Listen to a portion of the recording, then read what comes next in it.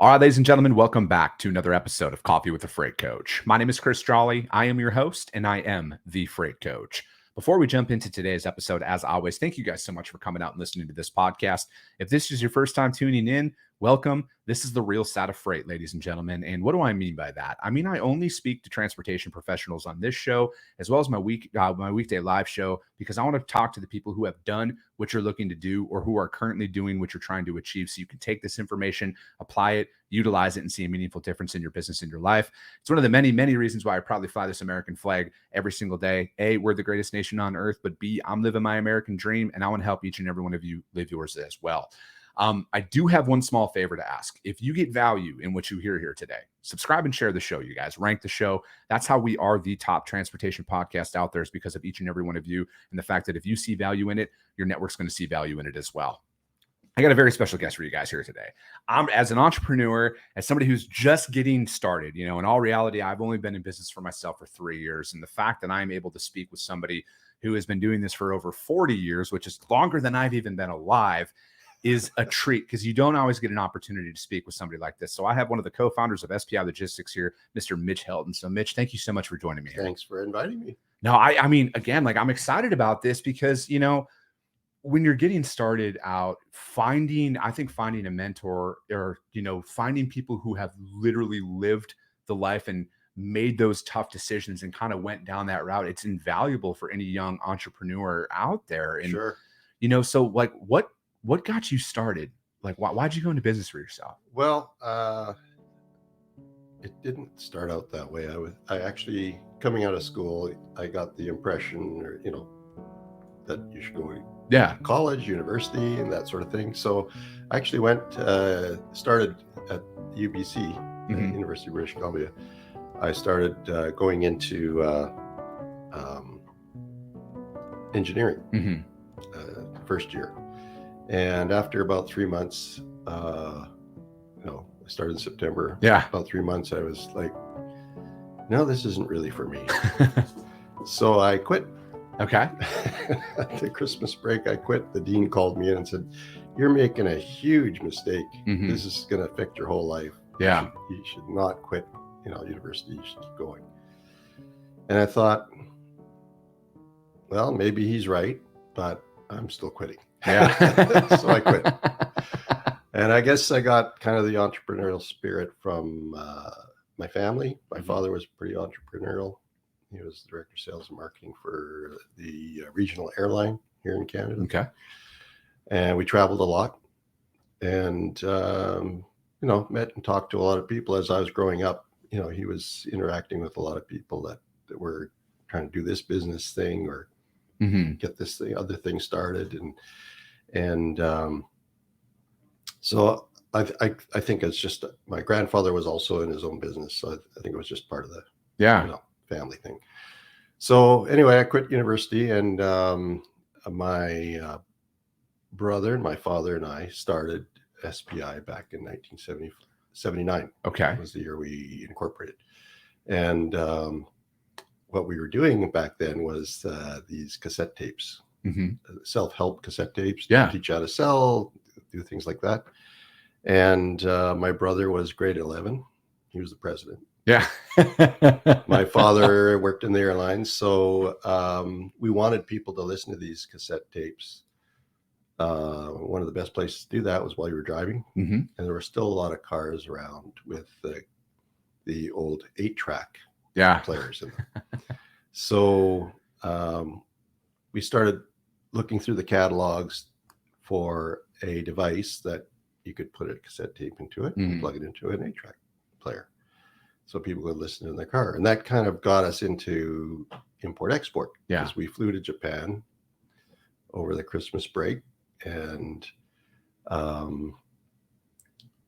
we went to see a company called Miyakawa Shoko. Okay. Yeah. Company. And we met with the CEO there. My father came along because he had the gray hair. Yeah. And I was 19 at the time. And we managed to talk these guys into giving us the exclusive right to distribute their cassette adapter in North America. Oh, wow. Now, they gave us a year because we couldn't give them any quotas. For sure. we didn't know what we would be, how Yeah. much we would sell. So we came back and we managed to get an account with Amway. Okay. So I went down to visit them in Ada, Michigan at the time. And we managed to sell a number of these cassette adapters Yeah. During that time. And unfortunately, my father passed away a couple of years later in 1982.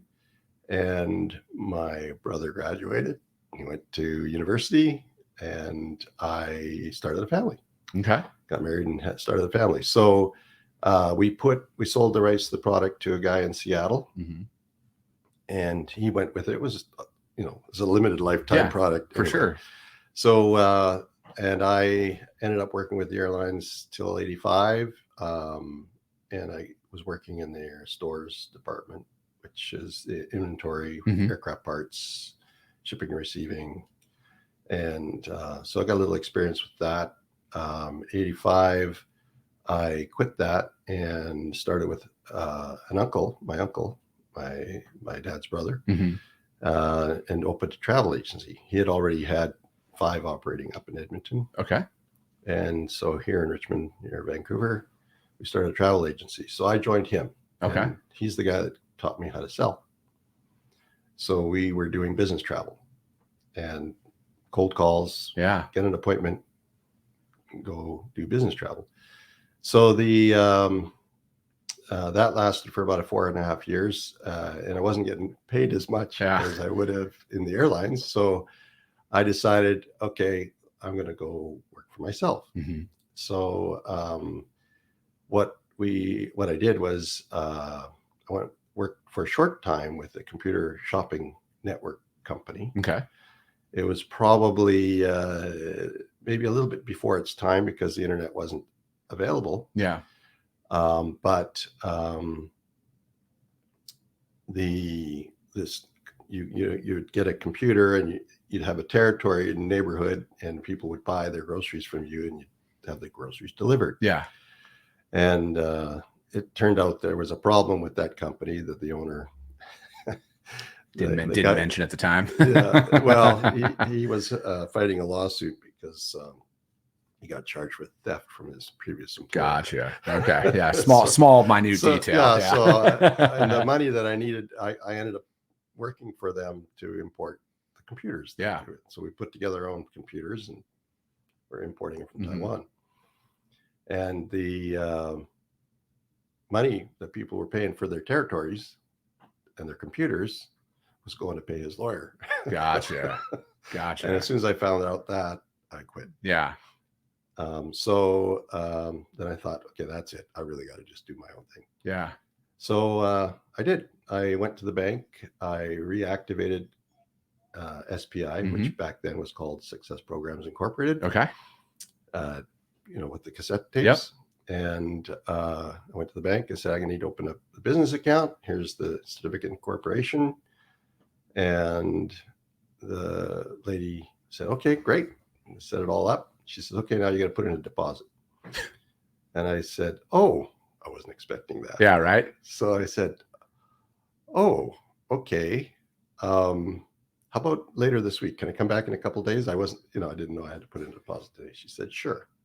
That's funny. So she opened the account without the deposit. I had the exact same thing happen when I went to go open up my first business account, Mitch. I went in and I didn't have any money, but they were like, hey, you should go start a business account. So I'm like, okay. So I went in there and they were running a, if you open up a new account at the bank at Chase Bank, they'll give you $300. Right. And I was just like, I wanted to open up a business account and here's my LLC, here's everything. And they're like, okay, cool. Do you have any money to put in today? You have to put in a deposit. And I'm like, right. Okay, hold on. And then same thing. I was like, I didn't know I was supposed to bring in cash today or anything like that. And I came back the next day because I was delivering pizzas at the time. So I took all my tip money from that night and came in and gave them the deposit. It's funny you bring that up because it was the same thing that happened, to me when I went into it. Because again, it's those are the things that you learn though, right? Right. I didn't know you needed a business account for anything. I just knew that I had an LLC and I was in business, right? Exactly. So at the time I thought, okay. And she knew me from, she worked at a different bank before. and she knew me from when I was going to put deposits in from Uh-huh. the travel agency. So she said, well, I know you. I'll open the account anyway. So I literally started the current SPI with $0. That's funny. Oh my gosh, I love it. So, so you get up and running, you open up your account, you get all this going. What is like the first couple of years look like? Like when it comes to like maybe account acquisition, or like walk me through a couple of that. Well, I probably did everything wrong. Yeah. Because I went into starting SPI. I've started a number of companies since then. And, you start with a business plan. Well, I didn't do that in this case. My idea was I'm just going to go look for product to import and distribute it in North America. And so I did that. And to keep paying the bills and things, I actually went to work as a laborer, working with a framing crew. Okay. Yeah. Building houses. And I was their gopher, so I was lugging lumber around everywhere. Yeah. And I did that for about 6 months. And so I'd work with them from 7 in the morning till about 3:30 or so in the afternoon. They let me go early. Yeah. And then I'd be hunting around for product in the late afternoon, evening. And I ended up doing a trip to China, Hong Kong. And then I actually went into China before it opened up. It was, Shenzhen. Yeah. They had a city that was actually, was a village 2 years before. And when I was there in 1990, at this point, there were apartment buildings and all kinds of buildings there empty, waiting for 1 million people. Oh, wow. So, that was their plan, obviously. And they were getting ready for the 1997, I think, was when Hong Kong went back to China. So that was interesting. I went to Taiwan. I went to also went to Japan. My brother was in Japan. Yeah, the one that I started SPI with. He was there for 10 years, and I came back with that. So I was going towards some product, but I was running out of what little money I had. Yeah, for sure. So went to at the end of May, I went to a barbecue, some friends and family and things. And a friend of mine who I knew from more than 10 years before came and was at the barbecue. So we were talking and he was asking what I was doing, and I told him, and he told me that he was working for a trucking company. It was a heavy haul company, and they were moving large things and projects. And so, that was interesting. So Monday morning, I got a phone call from him. He says, "Hey, I'm coming over for coffee." And he wanted to ask if I wanted a partner. Yeah. I said, "Well, sure. This is what I'm doing, if that interests you." And he says, but don't you work with the trucking companies?" He says, "Well, they're actually, I think they're going to go under. I think they're going to give me a severance." So, So I said, "Okay, let's go." So beginning of June, we started up. And I said, "We don't have any trucks," but he had a client out of Quebec that had a pulp mill. They were disassembling, and they were going to transport it by truck to the port of Miami, and it was going on to Brazil. Yeah. And I said, "Well, that's great. Do you think they'll deal with us? We're here." Yeah. At that point, we were operating in a room about half the size of this. It was a furnished room at my mother's house. And he said, "Yeah, I know her. She's been a client for many, many years, and I know what carriers I think they can do off the top of his head." Yeah. I said, I was asking, "Where's the reservation system?" Yeah. I came from the airlines. For sure. And he just laughed. "There's no such thing." So, long story short, we ended up getting the project. Went on for months, hundreds of truckloads. And he organized what was going on what load. And we ended up doing that. And that was our first brokerage. That's wild. That we did. That's so crazy to, like just hearing the build up to that, like all the different directions that you could have gone in life and then what it leads into. And, because like look, because like when I started my business, I was 34 years old, right? And I'm looking back now and I'm like, man, I wish I would have started earlier. Right. And then, but it's also like all of those scenarios that led up to the moment to make it possible, All right? experience. Yeah. And because like I'd been in logistics for 10 years. And, Mhm. I started right out of college and Mhm. then I learned the industry and then I got in and, because like when at the beginning of the pandemic, when I started my stuff, it was like I was out of it. Like I resigned from my job a week before COVID became COVID because I wanted to go try something else in transportation. I felt like I had accomplished everything I could as a broker. Right. But then I got into like doing sales and operations training for transportation. Right. And then that's what eventually led me back into like, I just wanted to be my own boss. And it's all of that experience that leads you up to those moments to make those key decisions. Do you think that, this is something that I've always wondered, like, do you think that there are key moments in your life that you are presented with, like, that you have to capitalize on to make things happen? I would put it this way. There are opportunities around every single one of us all the time, Okay.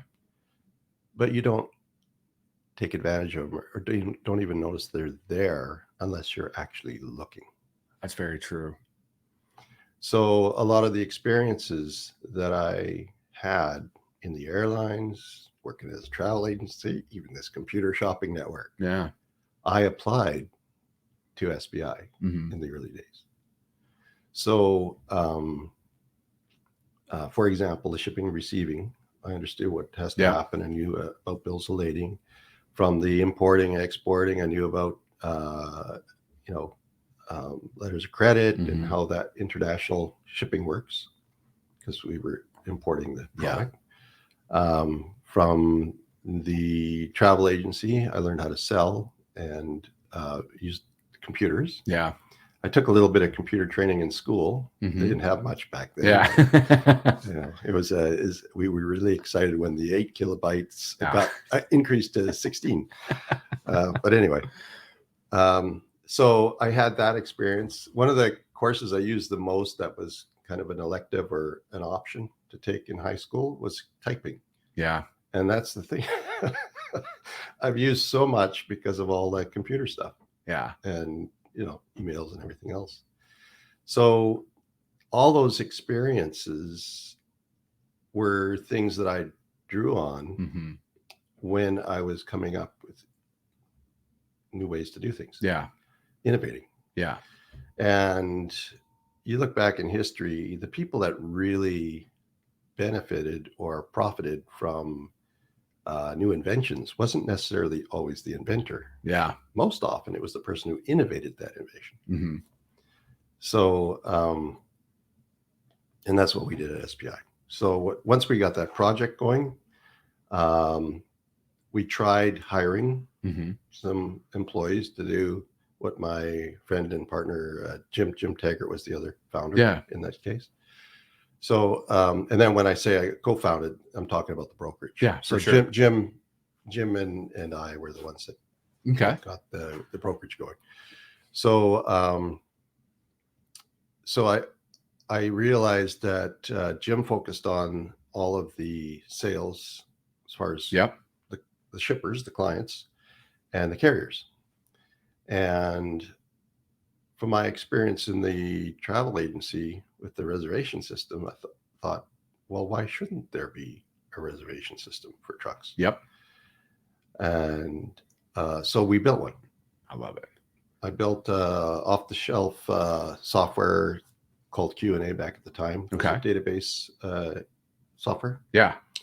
And I built a full system that handled the orders and invoicing,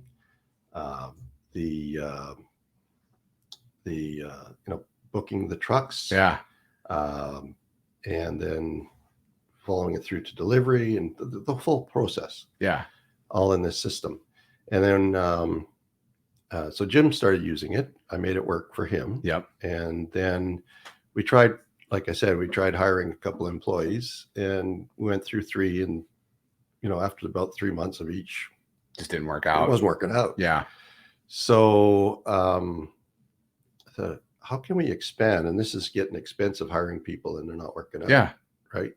So what I did or came up with was the idea of an agency model. And this was totally out of just my head. I didn't know anything about there was such a thing in the industry. It's like, so it sounds like you essentially developed a TMS before TMSs were a thing. Transportation management software. You got in there, from the invoicing and everything else. And that was the first time. Yeah. I did it 2 times after that.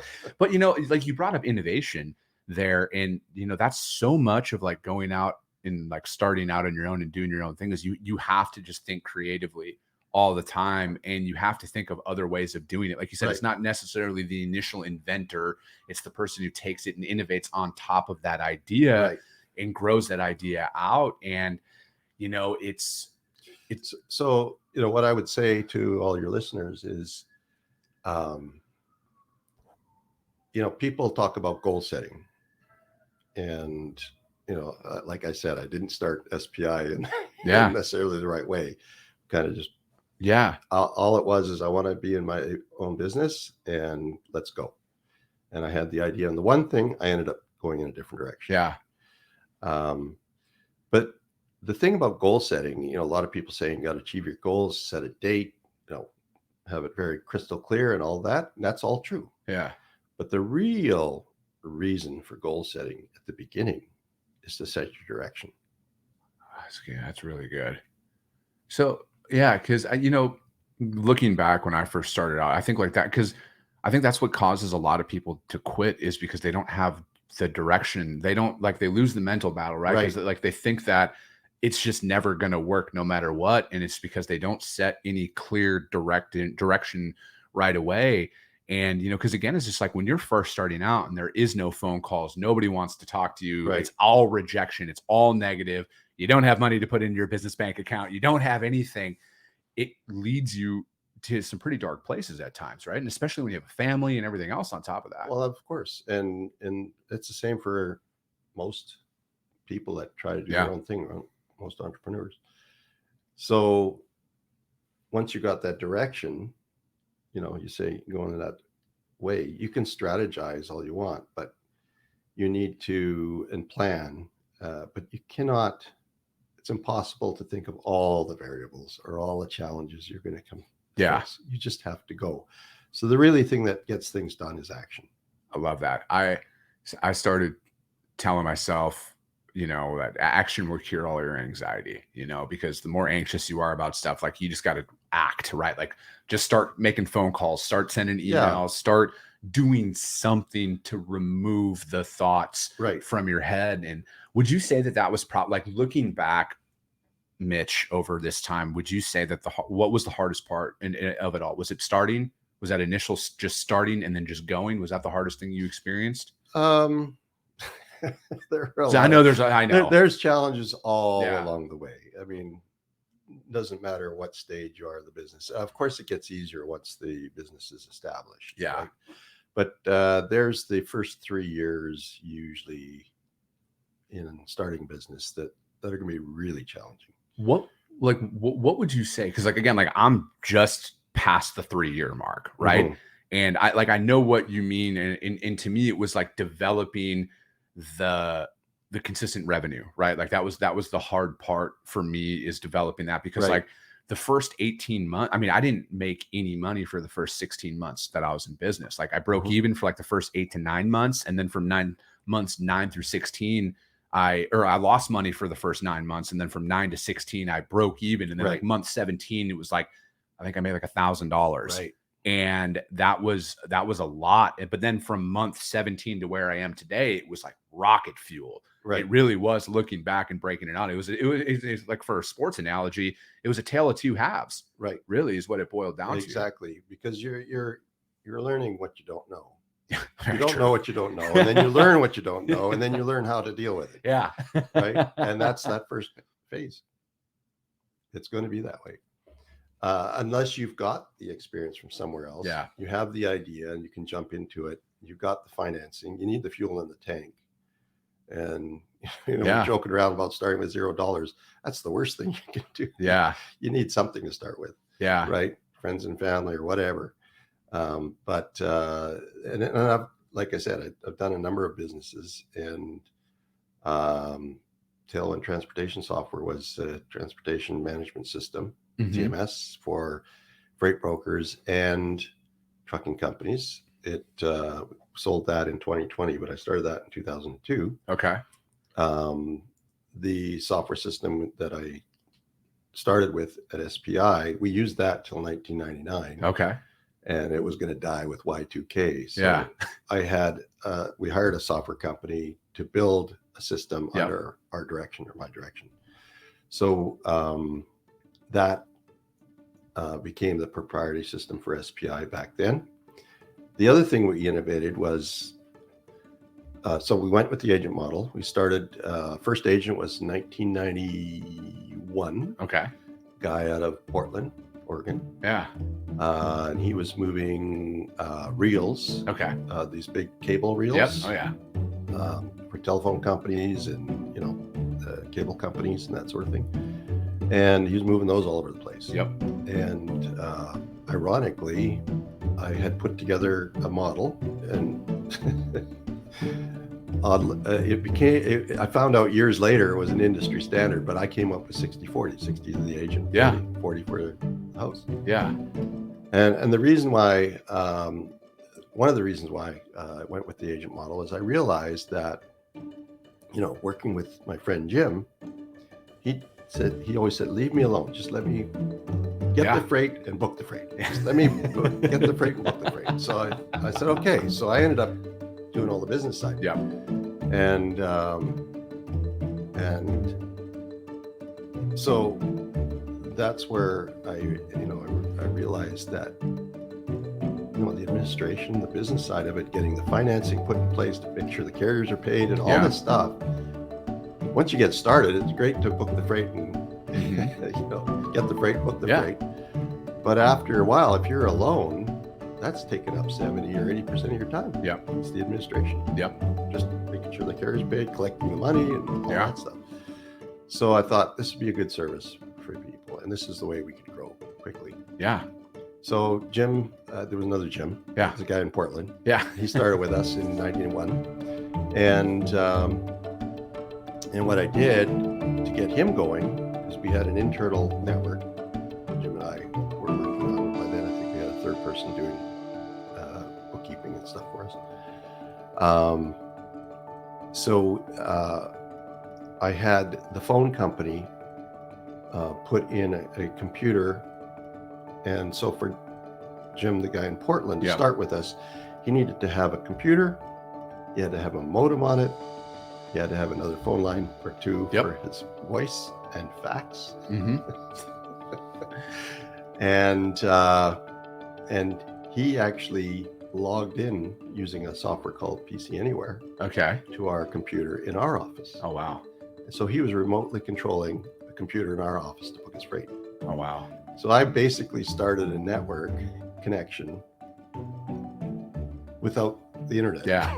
That's wild. And that's just like, again, bringing up innovation and thinking outside of the box, and, just, again, you just got to try it, right? Like, you just never know. Right. And, and then here we are today, fast forward all this time, and you're looking back, and like the agent network and everything else, and like the infrastructure of your business, because I think like there's a lot of people out there, in my opinion, Mitch, that they want to do their own thing. They just don't want the risk. Right. Right. And, because they're looking at it, a lot of people, it's the salary. Like, I think that's the one thing, because everybody, like the people that I talk to that are like, how do you do it, man? Like, what do you like, how do you work for yourself? And I think, and all of them, and I'll explain it.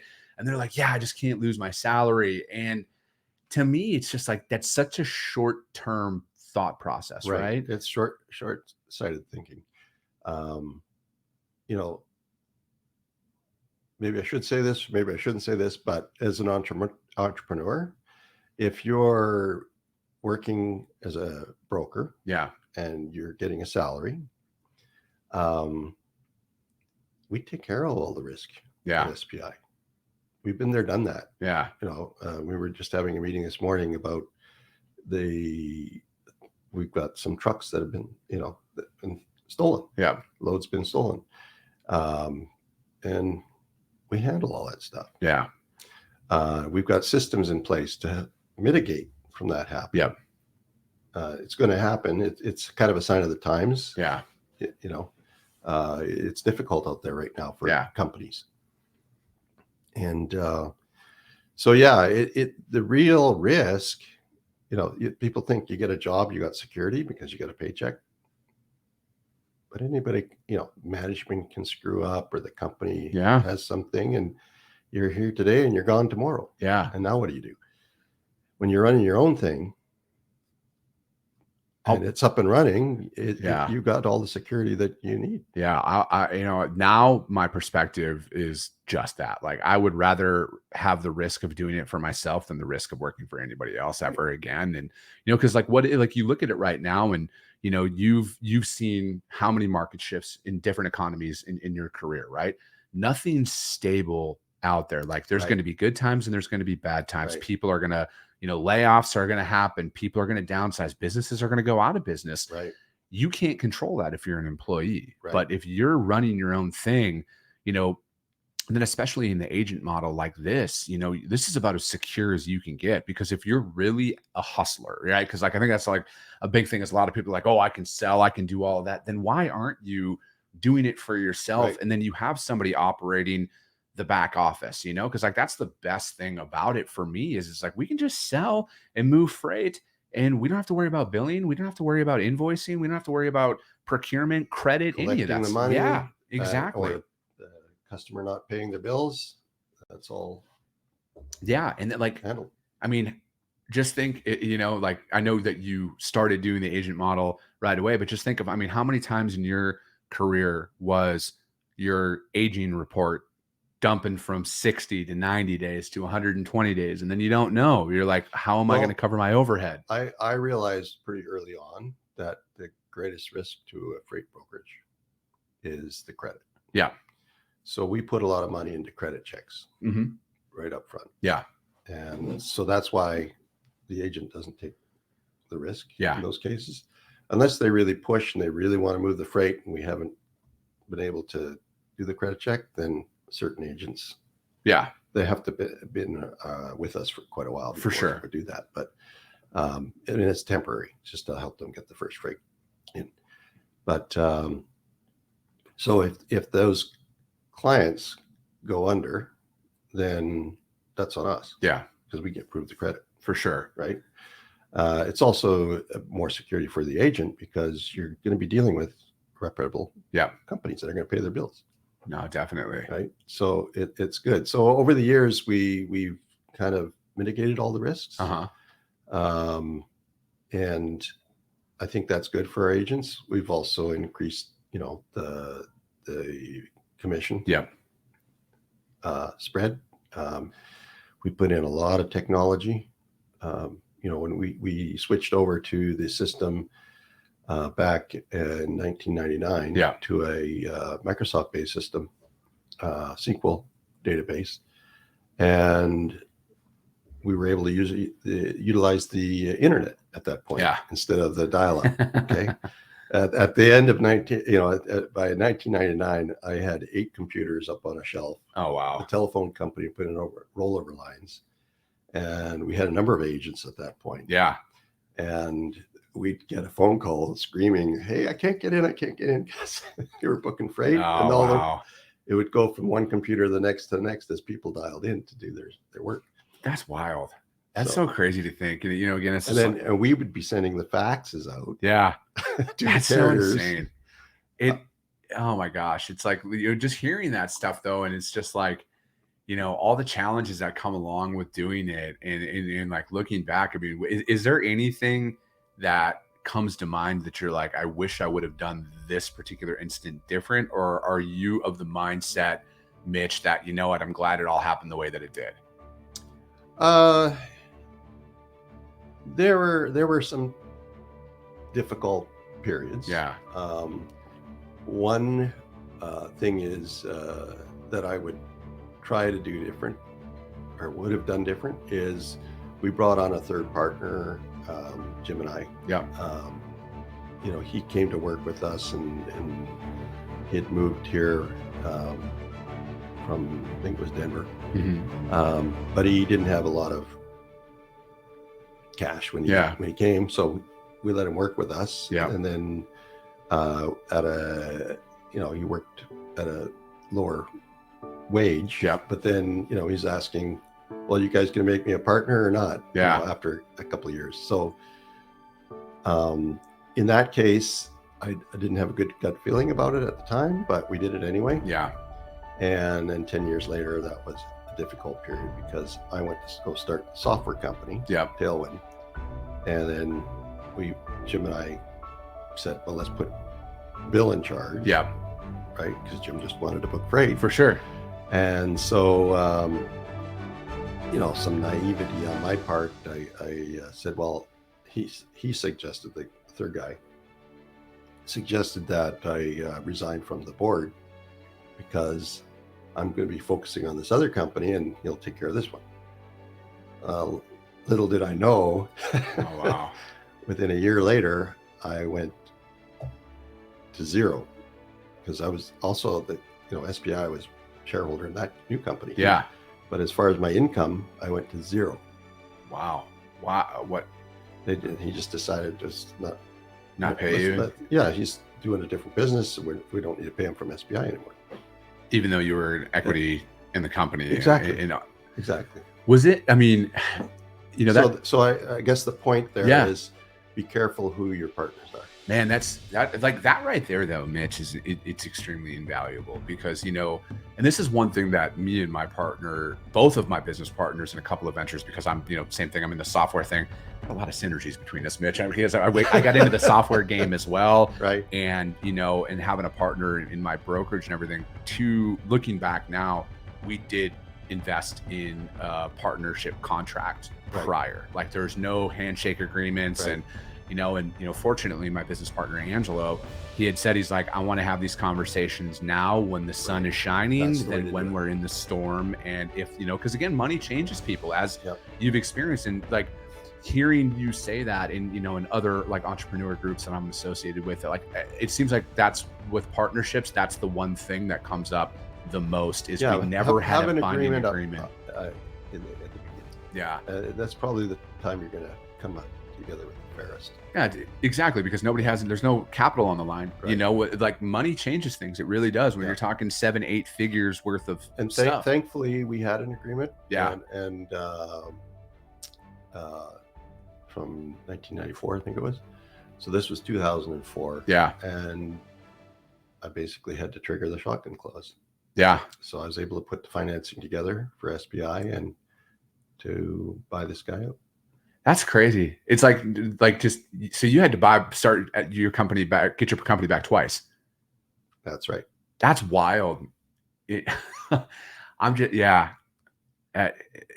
crazy to hear that stuff, because, and especially like you lived it, right? Mm-hmm. Like I've heard that exact same scenario, Mitch, numerous times, but like I've never sat across and had a conversation with somebody and know, like I've actually had to fight to get my company back multiple times, not just once, but yeah. So I guess the thing I would have done maybe different in that case, and I've done it through the years. When I didn't know something, I went to a trusted advisor. Yeah. Somebody that's done it already. Yeah. And to get me out of that situation, I did that. Yeah. To get it fixed. But that's an important thing is as you're going through this, you don't need to know everything. Mm-hmm. You don't have to be the person that I'm going to do it myself. That's a mistake. Yeah. It's more, okay, I want to get this done. Now, where can I get the experience? If I don't have the experience, where can I get the knowledge of how to do it right? Yeah. This is great.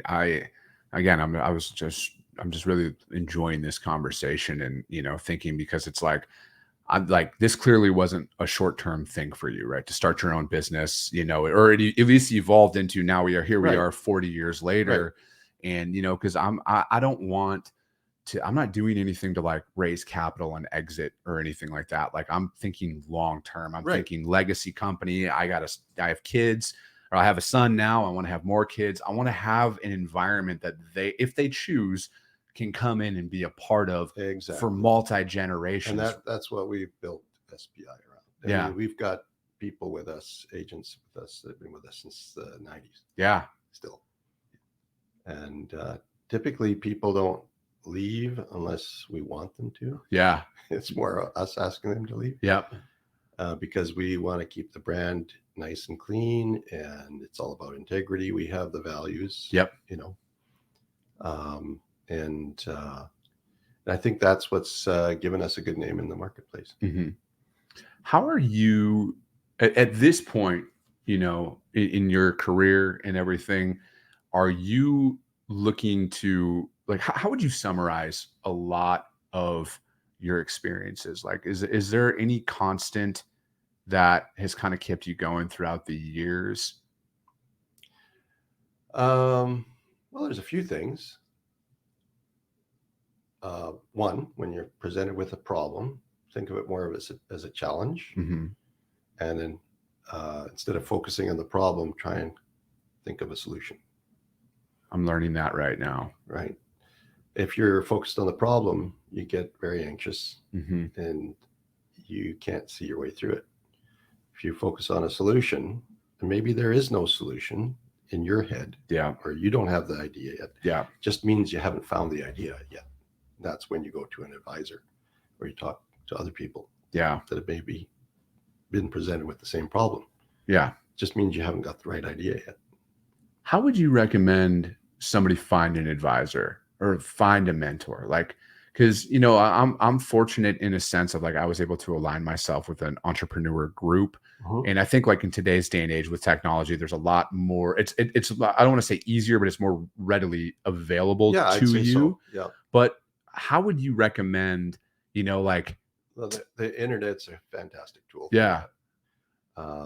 And you can connect with people online too. And what you're suggesting, like an association or group, is a great place. Mm-hmm. Sometimes it's your professionals you deal with, you know, your accounting firm, you know, your legal, or just through referrals. Do you know anybody that has dealt with this before? And I think, and for all of that to happen, you have to be good with people. You have to be able to build rapport. You have to be able to communicate. Effectively. And I think, like, some of the things, you know, hearing a lot what you're saying right now is for me, you can't selectively add value when it's beneficial to you, right? Like, you have to embody it across the board. Like, you have to constantly be committed to adding value to every conversation that you have and expecting nothing in return. That's something that I'm really trying to stick with through every single conversation that I have, and every single outreach that I have is all right, how do I add value to one person? Right. I look at anything that we're going to do, or any ideas, potential business, and whoever we're working with, whether it's a client, or agents, carriers, even. I look at those relationships as, how can we make this a win-win? And you have to, because there can't be one beneficiary in a partnership. It's the same with business. The great businesses have added value to humanity, mm-hmm. and they grow. The businesses where the owner, or the person that is just looking to see how much profit they can get and keep it for themselves. I mean, that's not a bad thing. You want profit, of course. That's why a good living. You're going to do a lot better if you're creating value. It's, you know, and that's one of the things that is it's especially challenging when you're first getting started, right? Because, like, when there is no revenue coming in, there is nothing coming in, you're always like, how do I make money? How do I make money? How do I make money? And I think, like, and it's always a lot easier to say this now from my perspective when I have consistent revenue coming in, is you can't focus on just the money, because you, as a business owner, as somebody who you have to think, how do I keep revenue coming in for the next 12 months. And I Right. think if you're thinking about how do I make money, you're placing value on a transaction and that transaction only. And that money comes and Right. goes really quick. Right. And you're also maybe missing other opportunities that are going right past you. Yeah. No, that's very true. Yeah. I you know, as far as telling people if they want to get into their own business, I think the first place to start is what's your vision Yeah. for yourself. Yeah. You know, where do you live? What do you want to be doing 10 years from now, 5 years from now? And then turn that into a goal. Mm-hmm. And then how am I going to do that? Mm-hmm. Oh, I think that's great. It's kind of hard to summarize 40 years in 45 minutes here, but I want to be mindful of your time. And I appreciate the opportunity to speak with you and just hear your perspective on things, because I'm very inexperienced in, I'm learning. And this is what we also do with, in the SPI. Our mandate at SPI is to help all our agencies grow their business. That's the reason why we're here. So we help them with sales. We go visit customers with them. They're their customers. They're not our customers. Yeah. They have the relationship, not us. And I think a lot of our competitors forget that. Yeah.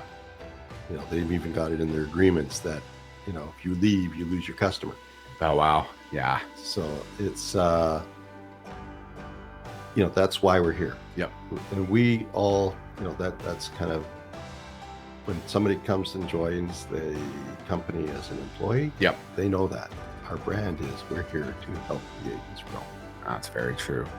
Mitch, thank you so much for your time. I appreciate this very much in coming in and talking. Anytime. And it's you just can do it again about another topic. Yeah, we can. We really can. But no, I appreciate it, and I know people have made it this far in the episode, because this is you can't replace the knowledge that was just shared in this episode. And if you made it this far, which I know you did, and you're not subscribed, you guys, and you got value in it, subscribe and share this show. Get it out there, you guys, because at the end of the day, if you see value, your network's going to see value as well. I appreciate you guys. I love you guys, and we'll be talking to you soon.